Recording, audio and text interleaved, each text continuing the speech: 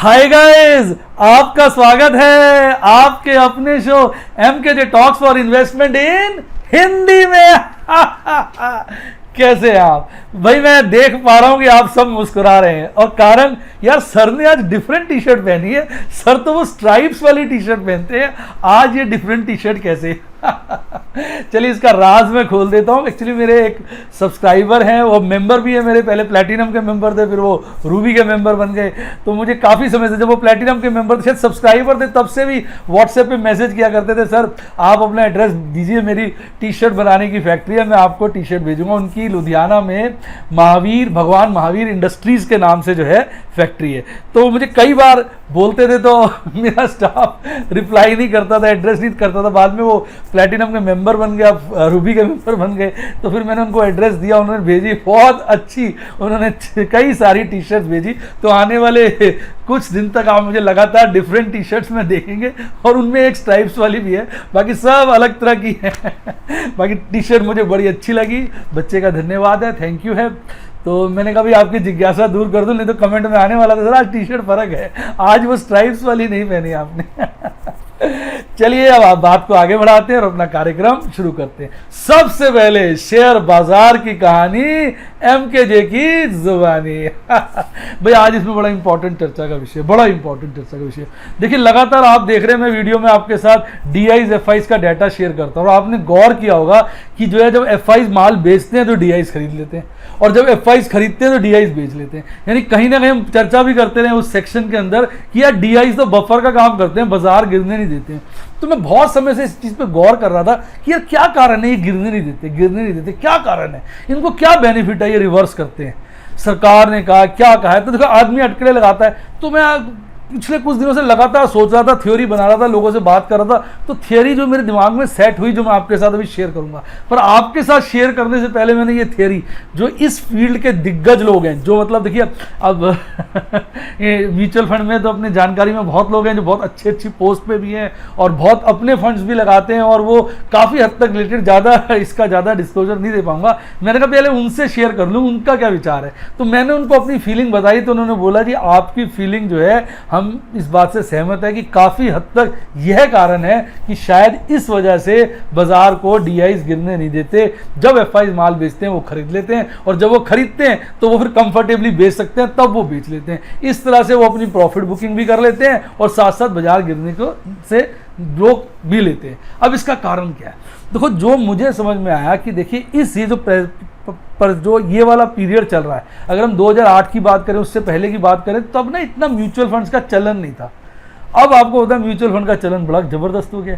तो जिस दौर में हम चल रहे हैं, जिस दौर से हम गुजर रहे हैं, इसमें म्यूचुअल फंड जो है बहुत ज़्यादा लोग इन्वेस्ट करते हैं। तो अब अगर बाजार जो है गिरता है, अब लोगों को समझ तो है नहीं, देखिए जो रिटेल इन्वेस्टर तो उसको समझ नहीं आती है। अगर उसका फंड उसको प्रॉफिट नहीं दे रहा तो वो सोचता है मैंने फंड गलत सेलेक्ट कर लिया, वो दूसरा फंड ले लेता है। दूसरा फंड कुछ दिन प्रॉफिट देता है, नहीं देता, कहता है ये गलत सेलेक्ट हो गया, वो तीसरा ले लेता है। आपने देखा हो पीछे एक्सिस के रिटर्न ही नहीं दे देते, तब HDFC के दिया करते, तो लोग HDFC के फंडों में लगाते थे। फिर HDFC के फंडों ने रिटर्न देना बंद कर दिया, एक्सिस के फंडों ने देना शुरू कर दिया, तो बहुत अच्छी रिटर्न दे रहे थे। याद है स्मॉल कैप, मिड कैप, लोगों ने वहां से पैसा निकाल के एक्सिस में डाल दिया। यानी लोगों को तो फंड को देख लेते हैं और बाजार ठीक है नहीं ठीक है वो इंडेक्स से अंदाजा लगाते हैं। तो अगर इंडेक्स लगातार तेजी से गिरेगा तो होगा क्या, सोचिए एक तरह का हाहाकार मच जाएगा। जो म्यूचुअल फंड इन्वेस्टर हैं, क्योंकि उनके पास तो कोई पैरामीटर है ही नहीं, वो तो बस फंड को देख लेते हैं और इंडेक्स को देख लेते हैं। अगर इंडेक्स गिरेगा तो हाहाकार मचेगा, उनके दिमाग में बैठ जाएगा यार बाजार में पकड़ दिए, बाजार और गिरेगा। और क्योंकि जब बाजार गिरता है तो आपने देखा होगा हमें लगता है कि और गिरेगा और गिरेगा, जब चढ़ता है तो हमें लगता है और चढ़ेगा और चढ़ेगा। जैसे आजकल लग रहा है वैसे पता नहीं 11,000 हो जाएगा, 12,000 हो जाएगा, आजकल इस तरह के बड़े मतलब कमेंट्स आने शुरू हो गए। तो उन दिनों क्या होता है कि जब गिरता है तो लगता है और गिरेगा और गिरेगा, तो फिर क्या होता है कि जो रिटेल इन्वेस्टर है वो म्यूचुअल फंड से पैसा निकाल लेता है। तो फिर वो ना एक विशियस सर्कल, एक स्पाइरल सा क्रिएट हो जाता है। बाजार गिरा, रिटेल इन्वेस्टर पैनिक हो गया, उसने म्यूचुअल फंड से पैसे निकाले। ध्यान से देखिए, उसने म्यूचुअल फंड से पैसे निकाले, म्यूचुअल फंड को रिडीम करना पड़ेगा। म्यूचुअल फंड ने रिडम्पशन करी तो बाजार में सेलिंग आ गई, बाजार में सेलिंग आ गई, बाजार और गिरा। तो जिन्होंने पहले पैसे नहीं निकाले थे वो निकाल लेंगे, जब वो निकालेंगे तो फिर म्यूचुअल फंड को रिडम्पशन करनी पड़ेगी। म्यूचुअल फंड बाजार में माल बेचेंगे उनको पेमेंट करने के लिए, तो बाजार और गिरेगा। तो ये एक विशियस सर्कल चला जाता है। तो इसलिए मुझे लगता है कि जो DIs वगैरह हैं ये बाजार को गिरने नहीं देते। ये जैसे ही बाजार गिरता है या मतलब और दूसरी तरफ से सेलिंग आती है उस दिन ये बाइंग करके रोक देते हैं।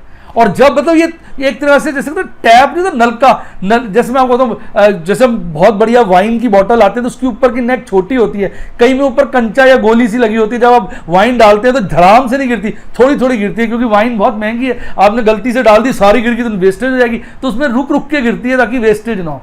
तो वो एक तरह से कहते हैं कि बॉटल नेक बोलते हैं इसको। इवन बॉटल्स की नेक पतली होती है, आप देखो, आपने अगर देखी हो, वो मैं वो पसंद करता हूँ वैट, कौन सी है मैं नाम भूल जाता हूँ यार, मुझे इतना शौक नहीं, कभी कभी ओकेशंस पे देख लेता हूँ, ड्रिंक कर लेता हूँ, तो वो बहुत अच्छी नीचे से बड़ी मोटी बॉटल है, वैट 69 है, और जो ऊपर से उसकी नेक है जी पतली है, तो वो पकड़ी आराम से जाती है। जब डालते हैं तो उसमें वाइन बड़ी स्लो आती है, शैंपेन वाइन अलग अलग बॉटल्स होती है, मेरे ख्याल वो विस्की है वो, तो उसमें बड़ी स्लो आती है।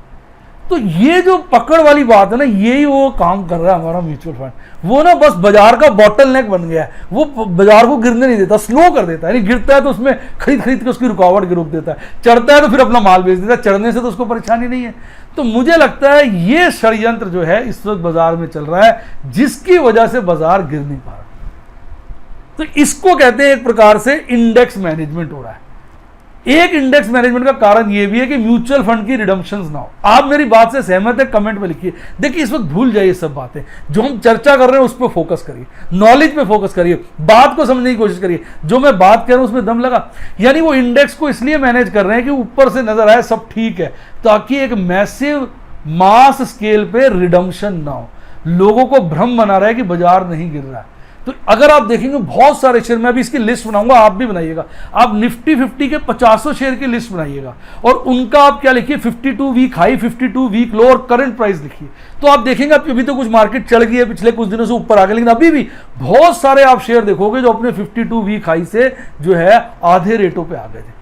यानी जब हम कहते हैं कि बाजार जो है 6000 आ जाएगा, तो बेसिकली हम 12000 से 6000 की बात कर रहे हैं, तो आधे की बात कर रहे हैं ना। तो आपको ऐसे मुझे लगता है मेजॉरिटी शेयर मिलेंगे जो अपने आधे पे आ गए थे, बीच में चढ़ गए, और आने वाले वक्त में भी वो अपने फिर से आधे पे आ जाएंगे। यानी कि स्टॉक वाइज तो 6000 इंडेक्स आ रहा है, पर इंडेक्स वाइज नहीं आ रहा। तो यही तो इंडेक्स मैनेजमेंट हुई।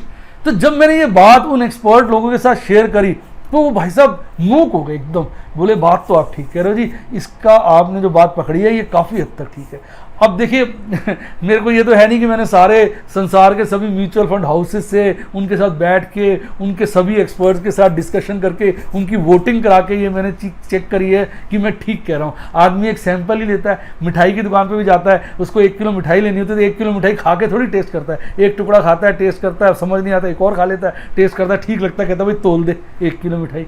इसी तरह आदमी कुछ चीज़ थॉट लेता है, वो उसको टेस्ट करता है, 4 आदमियों से डिस्कस करता है। अब सारे संसार से तो कर नहीं सकता, वो 3, 4, 5 आदमी किस तरह का रिस्पॉन्स देते हैं, उनको आपकी बात जचती है कि नहीं जचती है, उसमें वो क्या इंप्रूवमेंट बताते हैं, उसके बेसिस वो आइडिया लगाता है कि मैं ठीक कह रहा हूँ कि नहीं कह रहा हूँ। पर यूट्यूब एक बड़ा प्लेटफॉर्म है, आप इस बात से सहमत होंगे। तो ये जो मैंने आपसे चर्चा करी, क्या आपको ये बात ठीक लगती है? क्योंकि अगर आपको ये बात ठीक लगती है, अगर आपकी इस बात में ज़्यादा वोट्स आएंगे, मैं इस कमेंट को भी पिन कर दूंगा, उस कमेंट में आप येस नो येस लिखना, जो पिंड कमेंट होगा, तो उसमें देखते हैं कि आपके येस अगर ज़्यादा आते हैं तो फिर इस बात में हम और आने वाले वक्त में रिसर्च करेंगे, जिससे हम पता लगाने की कोशिश करेंगे कि बाजार में ये सब चल क्या रहा है, ये माजरा क्या है। तो मेरी आपको राय है, आप सारे 50 इंडेक्स लिखिए एक जगह, मैं भी करूंगा, आप भी करिए, स्टॉक्स लिखिए, उनका 52 वीक हाई लिखिए और उनकी 52 वीक लो लिखिए और करंट प्राइस लिखिए, 4 कॉलम बनाइए। फिर मेरे साथ शेयर भी करना, मैं बता दूंगा तरीका शेयर करने का। फिर हम देखेंगे कि कौन से ऐसे शेयर हैं जिनका करंट प्राइस अभी 52 वीक के हाफ के आसपास है, उससे ज़्यादा गिर गया। फिर उनको हम टारगेट करके स्टॉक बेसिस पे परचेजिंग कर सकते हैं लॉन्ग टर्म पीरियड के हिसाब से। ऐसा मुझे अपने लिए ठीक लग रहा है। आप अपना एक डिफरेंट ओपिनियन रख सकते हैं, ये ना मेरी कोई सजेशन है आपको। कई लोग बात को पकड़ते हैं, सर आपने कहा था भाई, मैंने तो एक सुझाव दिया था, अब उस सुझाव के बेसिस पे आप उसको फाइन ट्यून करिए, फाइन ट्यून करिए, है कि नहीं। तो अब मैंने कहा था भाई आप साइकिल चलाइए, आप पतले हो जाएंगे। आपने क्या किया, गंदी टूटी फूटी सड़क पे साइकिल चलाई, गिर गए तो बोले जी आपने कहा था साइकिल चलाना। अबे भाई मैंने ये थोड़ी कहा था कि तू जंगल पे साइकिल चला लेना, अच्छी सड़क पे चलाता, बढ़िया जगह चलाता, उल्टी पुल्ट सड़क पे क्यों चलाइए। यानी बात को समझो ना, पकड़ो मत। मैंने कहा कोई चीज़ मिले जेब में डाल देना, दूध मिल गया दूध जेब में डाल देना। मैं कोई जेब में क्यों डाला, आपने क्या कहा था, मैं कहा जेब में, मैं जेब में तो डाला है। अब यार ऐसे बात को ना पकड़ा करो, फिर मजा, बात की ना मजेदारी खत्म हो जाती है, फिर इंटरेस्ट नहीं आता आदमी को सिखाने का। तो मैं मैं जो आपको इतना सिखाने के इतने कह रहे जो जोश के साथ आता हूँ कि यार आज बच्चों को एक नई बात बताऊंगा, तो देखो ये मैंने नई बात सोची और मैंने इसको कई लोगों से वेरीफाई किया, उन्हें ठीक लगा। पर आप ये मत मानिए उनको ठीक लगा तो आपको ठीक लगे। आप अपने विचार नीचे कमेंट में दीजिए, कंस्ट्रक्टिव कमेंट देना। अगर आप असहमत है तो असहमत वाले कमेंट दे देना, कंस्ट्रक्टिव, फालतू के कमेंट नहीं, मजा नहीं आता। फिर आप उसको लिखिए, देखते हैं आपका क्या विचार है, उसके हिसाब से फिर हम अपनी आगे की स्ट्रैटेजी को फाइन ट्यून करेंगे। तो उम्मीद करता हूं आपको ये वाला जो सेक्शन है शेयर बाजार की कहानी MKJ की जुबानी में आज एक खासी अच्छी इंफॉर्मेशन जानने को मिली होगी। आइए अब चर्चा करते हैं बाजार आज और बाजार कल। देखिए बाजार आज बाजार की चर्चा करें तो भाई साहब बाजार ने आज फिर मस्त कर दिया, 1% ज्यादा की तेजी दिखाई। आइए बाजार आज कैसे चलता है। कल आपको पता है बाजार बंद हुआ था 10,705 के आसपास और आज बाजार एक गैप अप ओपनिंग करता है 10,755 पे खुलता है। खुलने के बाद एकदम गिर जाता है और एक बॉटम टेस्ट करता है 10,733 का और उसके बाद चढ़ता है, गिरता है, चढ़ता है, गिरता है, चढ़ता है, गिरता है, चढ़ता है, फिर हल्का गिरता है, फिर लास्ट में चढ़ के बाजार जो है एक पीक बनाता है 10,836 की और उस पीक से हल्का सा नीचे 10,813 पर बंद हो जाता है और कुल मिला के 107 पॉइंट्स की बढ़त यानी 1% की इंक्रीमेंट के साथ कल के मुकाबले आज बाजार बंद होता है। तो मानना पड़ेगा कि बाजार ने जितना कल खोया था आज उससे ज्यादा पा लिया, यानी अभी भी अप ट्रेंड जारी है। तो आइए देखते हैं कैंडल स्टिक चार्ट पे, बारी बारी से डिस्कस करेंगे। सबसे पहले आज की कैंडल देखिए, आज की कैंडल एक हरी कैंडल है और स्ट्रॉन्ग कैंडल है। उसकी ऊपर की विक नाक के बराबर है, नीचे की विक थोड़ी लंबी है, यानी अगर ऊपर की विक बिल्कुल भी ना होती तो इसको हम कहते थे बुलिश मारुबोजू कैंडल। ऊपर की विक नहीं है ना और हरी कैंडल है तो ये कहलाती क्लोजिंग मारुबोजू बुलिश कैंडल, क्योंकि क्लोजिंग प्राइस और हाई प्राइस सेम था ना तो क्लोजिंग हो जाती है। अगर ये लाल कैंडल होती फिर ओपनिंग कहलाती, ये ध्यान रखिएगा इस बात का। तो ये कहलाती क्लोजिंग बुलिश मारुबोजू कैंडल। लेकिन हल्की सी विक है, बाकी वही इग्नोर भी कर सकते हैं। आप देख रहे होंगे कईयों को तो नजर ही नहीं आ रही होगी विक, इतनी छोटी विक है। तो कहीं ना कहीं स्ट्रॉन्ग कैंडल है और इस वक्त जैसे आप देखेंगे 4 कैंडल्स लगातार देखिए वो कंसोलिडेशन के मूड में, जैसे की चर्चा मैंने पिछले अपने सेशन में भी की थी। बाजार ने जरूर कल बेरिश कैंडल बनाई थी, मैंने कल भी कहा था, पर बाजार कंसोलिडेशन कर रहा है। तो अगर आप आज की और पिछले 3 दिन की यानी लगातार 4 कैंडलें देखेंगे तो एक ही रेंज में बन रही है लगातार, यानी बाजार कहीं ना कहीं कंसोलिडेशन के मूड में नजर आ रहा है। अब आइए और बातें चर्चा कर लेते हैं ईएमए के ऊपर। अगर आप एक्सपोनेंशियल मूविंग एवरेज की बात करो तो आज बाजार की ओपनिंग और क्लोजिंग दोनों 200 डेज ईएमए के ऊपर हुई और टेक्निकल एनालिस्ट का मानना है कि अगर बाजार गिर जाता है उसके बाद चढ़ता है और 200 दिन का ईएमए काट देता है तो वो लॉन्ग टर्म बुलिश हो जाता है।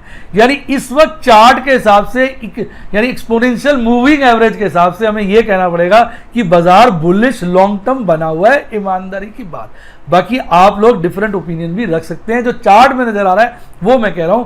बाकी बाजार के फंडामेंटल्स वीक हैं तो टेक्निकल्स कितने दिन काम करेंगे ये हमें देखना पड़ेगा। और ऐसा भी नहीं है कि बाजार ऊपर चला गया तो कभी नीचे नहीं आता, वो आएगा आएगा आएगा और गैप भी काफी छूटे हुए हैं, उसको भी उसने भरना है। लेकिन नो डाउट 50 डेज ईएमए हो जाए चाहे 200 दिन का ईएमए हो, दोनों से ऊपर की कैंडल है तो कहीं ना कहीं ईएमए की थ्योरी के हिसाब से बाजार जो है काफी बुलिश हुआ पड़ा है, शॉर्ट टर्म और लॉन्ग टर्म दोनों। यानी जल्दी जल्दी बाजार की गिरने की हमें कल्पना नहीं करनी चाहिए। बाकी फिर बोल दो शेयर बाजार है, जिसकी कल्पना नहीं करते वही होता है, सबसे बड़ी बात ये। तो अब आगे की चर्चा करते हैं। अब अगर आप बोलिंजर बैंड पे देखें तो कहीं ना कहीं बाजार अपर बैंड के पास ही है, आज की कैंडल भी अपर बैंड के पास है, यानी बोलिंजर बैंड पे बाजार बुलिश है, ईएमए के चार्ट पर बाजार बुलिश है और कैंडल भी आज बुलिश ही दर्शन दे रही है और 4 कैंडलें बता रही कि बाजार कंसोलिडेट हो रहा है। कंसोलिडेट होने के बाद बाजार एक तरफ का रुख पकड़ता है, वो ऊपर का भी हो सकता है और नीचे का भी हो सकता है, ये आने वाला वक्त हमें बताएगा। अब बात करते हैं एमएसीडी चार्ट की। तो साहब जो कल लाल हिस्टोग्राम बना था वो कल का ही हिस्टोग्राम था, हिस्ट्री बन के रह गया। आज वापस हरा हिस्टोग्राम आ गया है, हरा हिस्टोग्राम ने फिर आज आपके दर्शन दे दिए, यानी आज एमएसीडी और सिग्नल लाइन का गैप बढ़ा है। तो कहीं ना कहीं बाजार खासा बुलिश हुआ पड़ा है, 2 बार बियरिश क्रॉसओवर बना, ज्यादा दिन नहीं टिक पाया, फट से फिर से बुलिश क्रॉसओवर बन गया।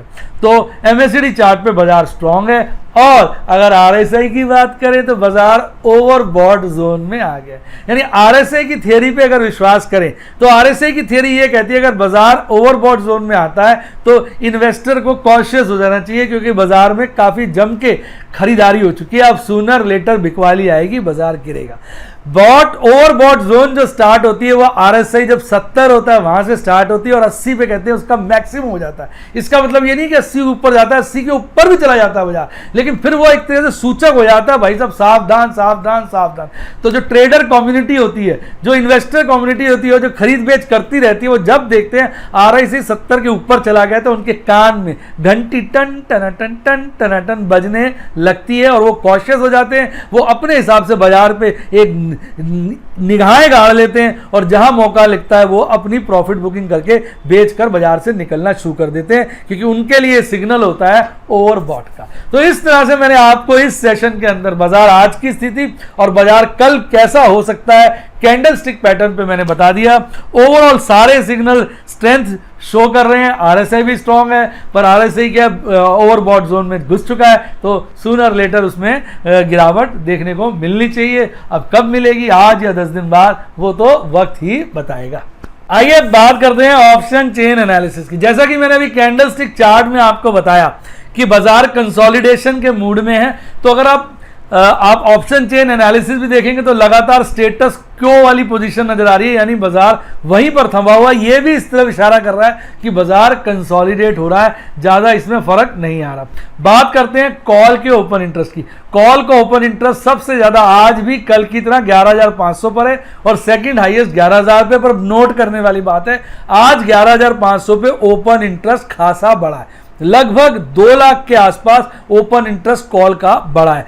जबकि अगर आप 11,000 पे देखेंगे तो ओपन इंटरेस्ट कम हुआ है, लगभग 1.25 लाख का। और सभी लेवल्स पर ओपन इंटरेस्ट जो मेन लेवल्स है सब पर आप देखेंगे गिरावट है, केवल 11,500 पे खासी इंक्रीमेंट है। यानी अगर कॉल के डेटा की हम बात करें, ऑप्शन चेन एनालिसिस की बात करें कॉल के बेसिस पे, तो बाजार में ऊपर के लेवल पे मजबूती है, यानी 11,500 एक बहुत स्ट्रॉन्ग रेसिस्टेंस बन रहा है। यानी ऊपर पे तेजी होने का मतलब 11,500 तक बाजार जा सकता है, उसको काटना उसके लिए दिक्कत है। उससे पहले उसे 11,000 पे भी एक अच्छा रेसिस्टेंस देखने को मिलेगा, पर 11,000 का रेसिस्टेंस कमजोरी दिखा रहा है और 11,500 का मजबूती दिखा रहा है। तो ये जो है हमें इशारे कर रहा है हमारा कॉल ऑप्शन का डेटा।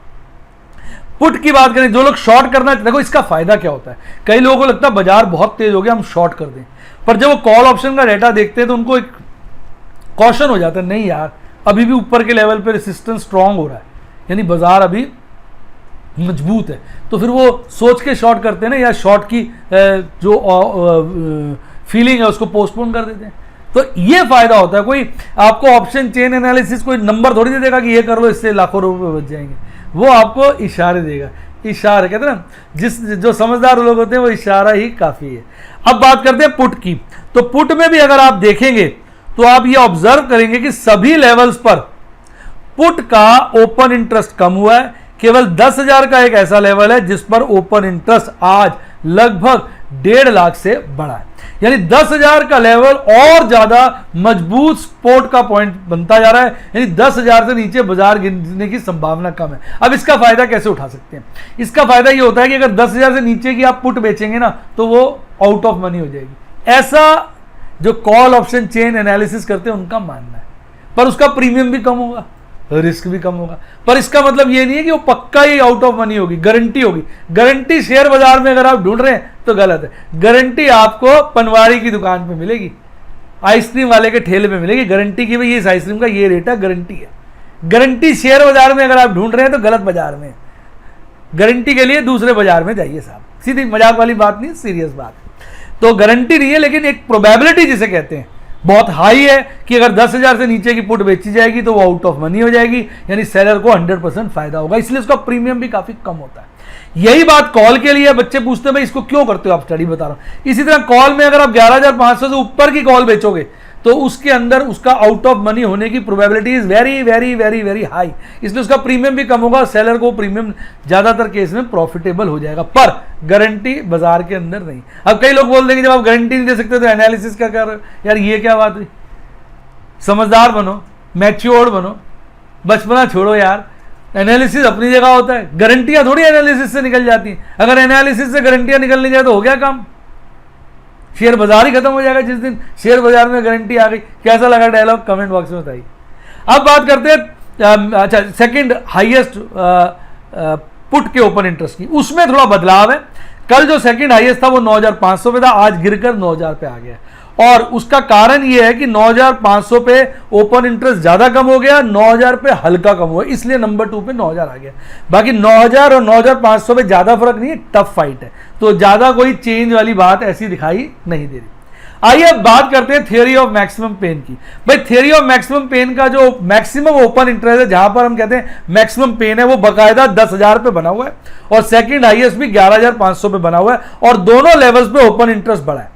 इसके अलावा आप जितने भी लेवल्स देख लो सब पे ओपन इंटरेस्ट कम हुआ है। कमाल है, यानी फर्स्ट और सेकंड वाले पे बढ़ा है, बाकी सब पे कम हुआ है। यानी इसका मतलब ये हुआ कि जो बाजार है वो 10,000 के ऊपर टेंड कर रहा है कि 10,000 के आसपास बनूंगा विद एन अपवर्ड बायस, क्योंकि सेकंड हाईएस्ट मैक्सिमम पेन 11,500 पे है जो 10,000 से काफी ऊंचा है। यानी बाजार 10,000 से ऊपर की तरफ मैच्योर करेगा, बीच में कहीं बंद होगा, ऐसा इंडिकेशन बाजार दे रहा है थ्योरी ऑफ मैक्सिमम पेन से।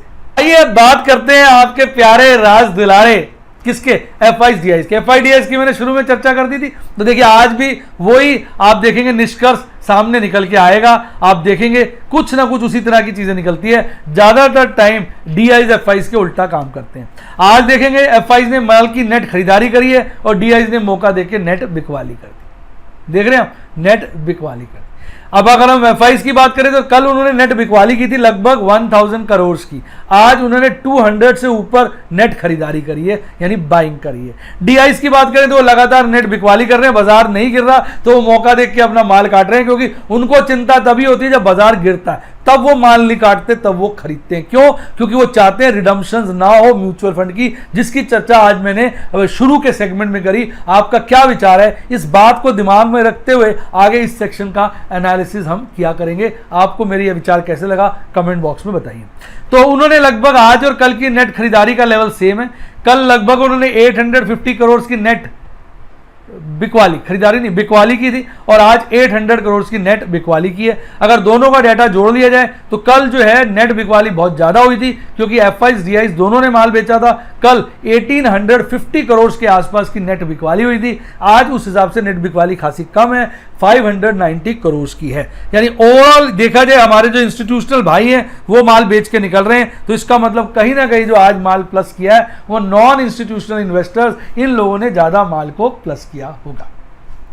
उम्मीद करता हूं वीडियो का मजा आया होगा। वीडियो का मजा आया तो वीडियो को लाइक करिए, अपने दोस्तों के साथ शेयर करिए और मेरे चैनल को सब्सक्राइब करिए। और हाँ, अगर आप मेरे यूट्यूब के सिल्वर, गोल्ड, डायमंड या प्लैटिनम मेंबर बनना चाहते हैं तो सब्सक्राइब के साथ ज्वाइन का बटन आ रहा है, उसको दबा दीजिए। उसमें सारी डिटेल आ जाएंगी। जो मेरा बेस्ट प्लान है इसमें प्लैटिनम का है, जहाँ पे मैं डेली बेसिस पे, आज भी मैंने ट्रेड किया था, आज मैंने बेची थी पुट, बढ़िया थी, अच्छे उसमें लास्ट में प्रॉफिट में रहा हूँ। और आजकल मैं फिर जूझ रहा हूँ, मजे ले रहा हूँ किसके? इंडसइंड बैंक की पुट के और कॉल के।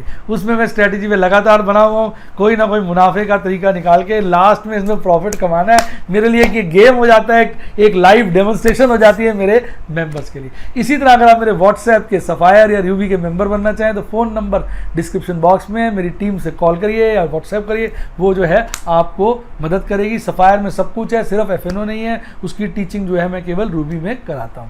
और इसी के अलावा अगर आपको म्यूचुअल फंड में अप्लाई करना हो या डीमैट अकाउंट खुलवाना हो तो सबके लिंक डिस्क्रिप्शन बॉक्स में। और इन सब के साथ साथ अगर आपने मेरा टेलीग्राम चैनल ज्वाइन करना तो उसका लिंक और स्क्रीनशॉट ऊपर आ रहा है, इस चैनल को ज्वाइन कर लीजिए। जिसने इस चैनल को ज्वाइन कर लिया उसकी लाइफ झिंगा लाला झिंगा लाला, और जिसने नहीं किया उसकी लाइफ नहीं बोलूंगा नहीं बोलूंगा नहीं बोलूंगा। और इसी के साथ साथ bye bye, God bless you, happy investing. और आप शेयर बाजार के बहुत ज़्यादा, कहते हैं बहुत ज़्यादा तरक्की करें, बहुत ज़्यादा कामयाबी हासिल करें।